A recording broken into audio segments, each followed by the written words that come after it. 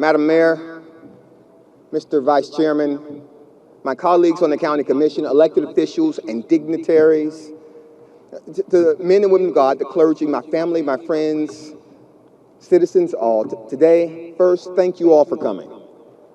Thank you to the men and women of God that blessed these proceedings. Thank you to Sharon today for the amazing renditions of the national anthem and the Negro national anthem. You all give her another round of applause.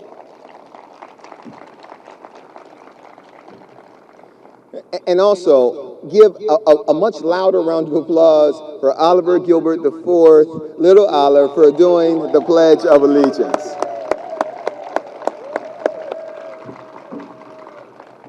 Special thanks to my mother, Kirkland Gilbert. She's here with us today. I know with some degree of certainty that without the love and support and encourage and in discipline that my mom and my dad would aptly deliver to me as a child, I would not be here today. If it wasn't for their insistence that I do the right thing, whether they were there or not when I was young, that's what kept me out of trouble. Well, it kept me out of serious trouble.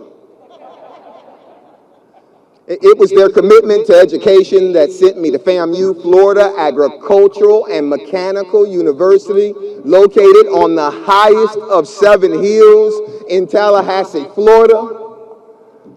It was the fact that they would never let me give up on a dream that put me on a public bus, a Miami-Dade County public bus, a Miami-Dade County Metro Rail that sent me to the University of Miami School of Law and made me a lawyer. It was me witnessing.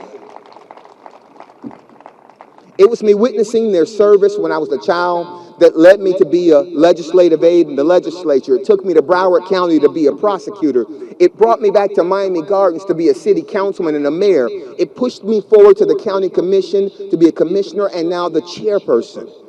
I could never have become a lawyer, city councilman here in Miami Gardens, the mayor of my hometown, a commissioner, or the chairperson without my parents' love and God's grace. Now, I know that God gave me those parents and this family and this community for a reason, and I remain ever grateful and thankful for the opportunities to serve them and to make my mom proud. All the time knowing that my Father is in heaven looking down at us in the city that he loves, smiling from ear to ear. Now, I'd also like to thank my friend Tom Garfinkel, who has very plain socks. No, but they're nice socks, though. The president of the Miami Dolphins and Stephen Ross, the team owner, we are friends. And they understand that this is a community, and they're a wonderful friend and a wonderful partner in the community. You know, it's worth noting that it was years ago that my cousin and I parked cars for people who were attending Dolphins games here at this stadium. It is a true testament to the American journey and God's grace that a young man who parked cars for the stadium could become the mayor of the city and now the chairperson of the county commission in which the stadium sits. Tom, thank you for hosting us and thank you for your friendship.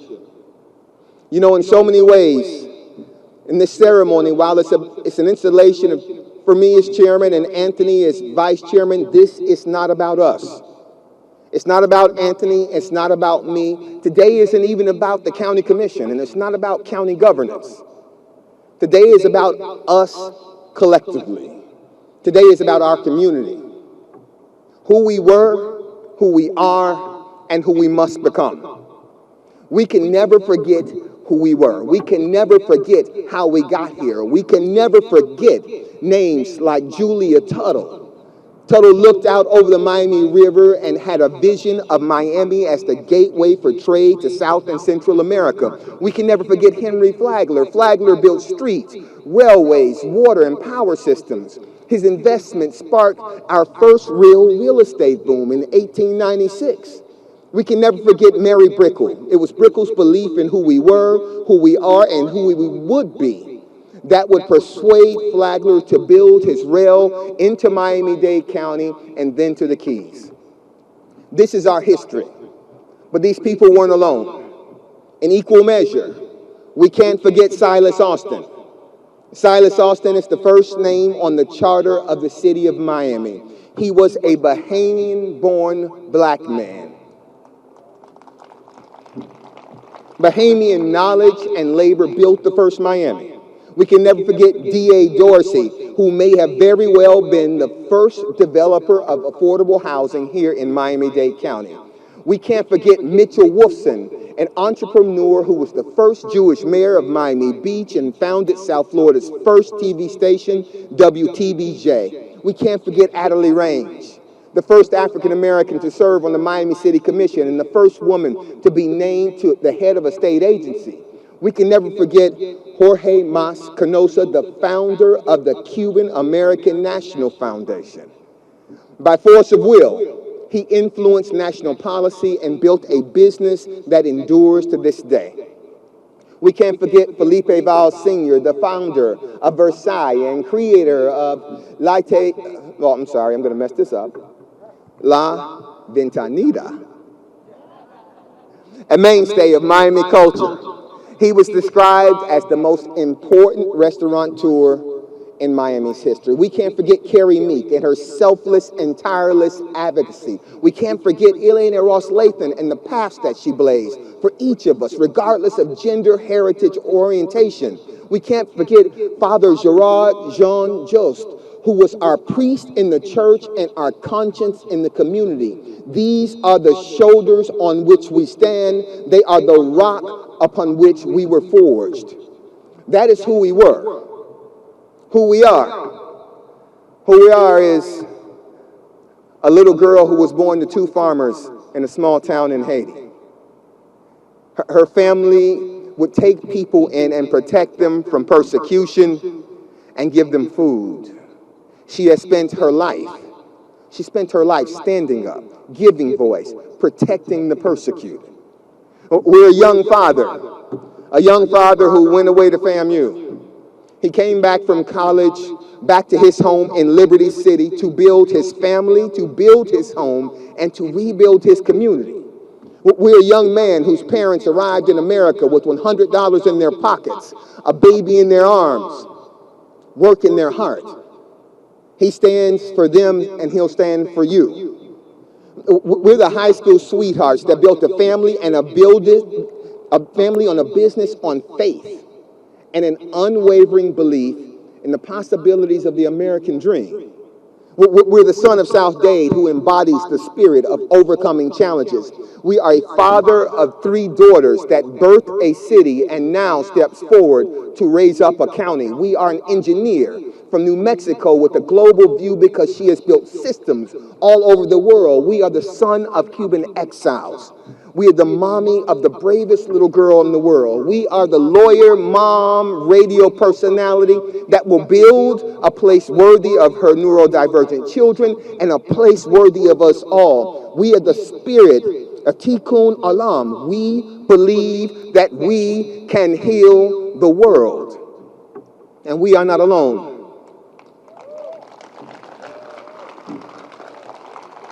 We are the embodiment, the representation, the voice, the vigor of nearly 3 million residents in Miami-Dade County. We're the uttered hopes and their unspoken fears. We are their regrets and their ambitions. We are their individual wants and their collective needs. And so it is for them that I rise today. It is for them that we, your elected leaders, raise our hands and take our oath. The oath we take emanates from the Athenian oath. In ancient Athens, every young man at the age of 18 had to take an oath of loyalty to the city. They would raise their hands and they would say, "We will never bring disgrace on this our city by an act of dishonesty or cowardice. We will fight for the ideals and the sacred things of the city alone and with many. We will revere and obey the city's laws, and we will do our best to incite alike reverence and respect in those above us who are prone to annul them or set them at naught. We will strive unceasingly to quicken the public's sense of civic duty. Thus, in all these ways, we will transmit this city not only not less, but greater and more beautiful than it was transmitted to us. The last sentence of that oath always moves me. In taking this oath, the young men of Athens committed themselves to transmitting the city greater and more beautiful than it was transmitted to them. They weren't just taking an oath of stewardship. They weren't just taking an oath of complacency born from success. They were taking an oath of advocacy and ambition. They were taking an oath to make the city better. They were saying that they would transmit the city better and more beautiful than it was transmitted to them. This is the oath that we take.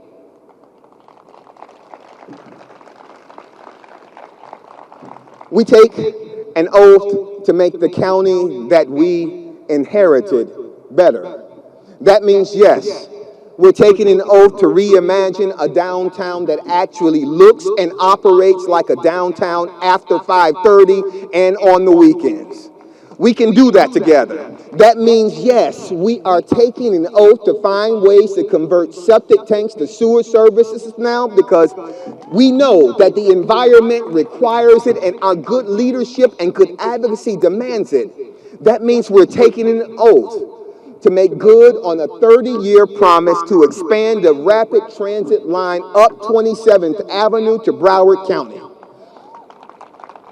That means we're taking an oath. That means that we understand that for our community to continue to flourish economically, we must connect the mainland and Miami Beach.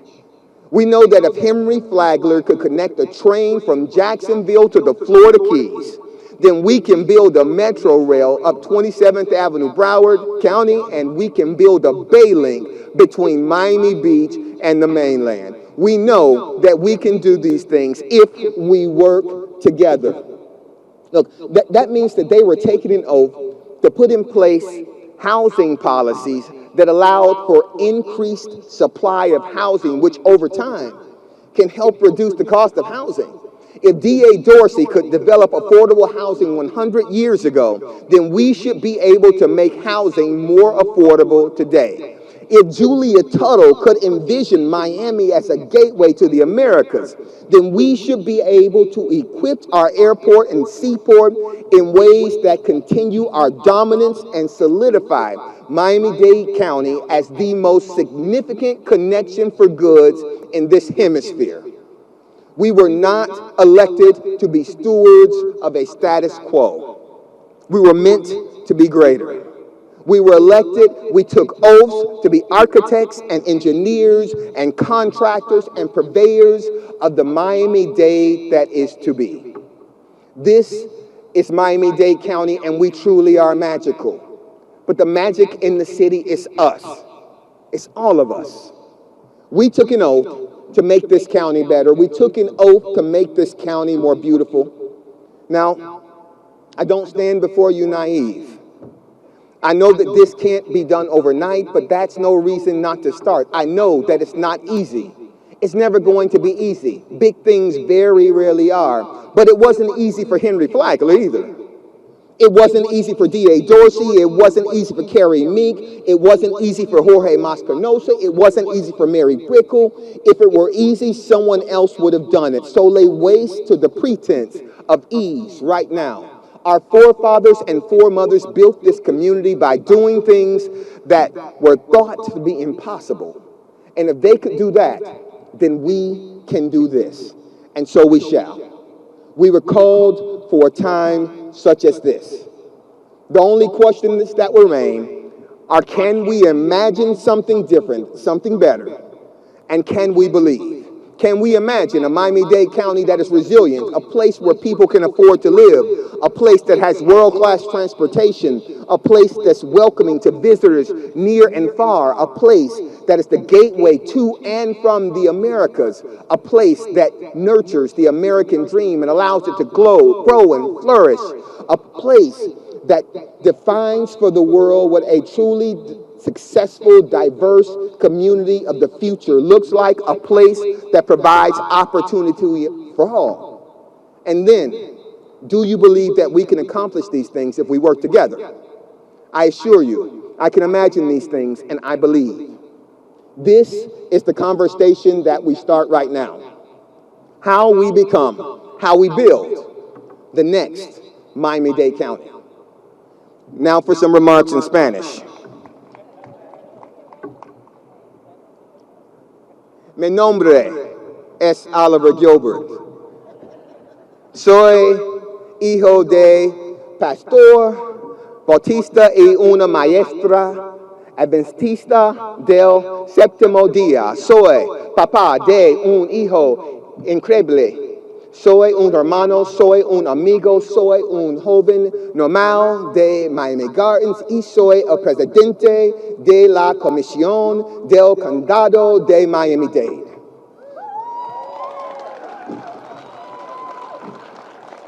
And for those of you who don't have Google Translate, let me be clear. My name is Oliver Gilbert. I am the son of a Southern Baptist preacher and a Seventh-day Adventist teacher.